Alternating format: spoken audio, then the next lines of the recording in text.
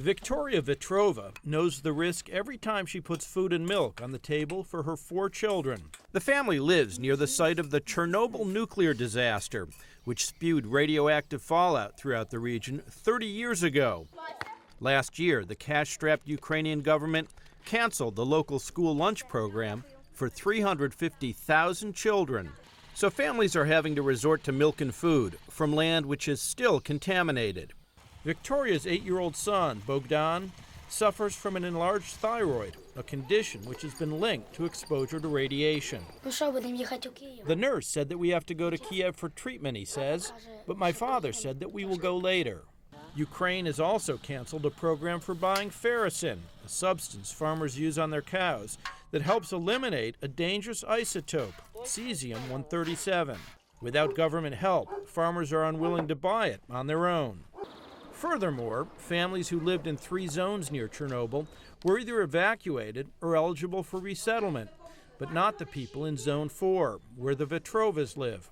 They're only eligible for government subsidies to deal with health issues. We know about the danger, but what else should we do? There is just no other way to survive here. Without the state-supplied school lunches, these tables are empty, and many of the children depend more on food of questionable quality. Other children, like 9-year-old Alicia Petrova, whose mother has cancer, simply miss meals and go hungry. Children fall and faint. They are hungry. It happened already. When there was no food, a child collapsed.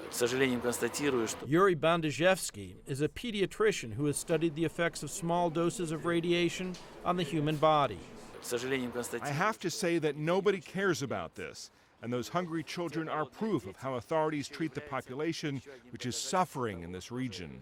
Studies differ about the long-term effects of Chernobyl's radioactive fallout, with some studies minimizing the effects and others indicating significant health problems. We've seen increased levels of thyroid cancer, and we're seeing an increasingly strong association between some cardiovascular issues and people with exposure. Ukraine's Institute of Radiology says the most recent testing in Zone 4 showed radiation levels in foods such as nuts, berries, and mushrooms that were 2 to 5 times above levels deemed to be safe.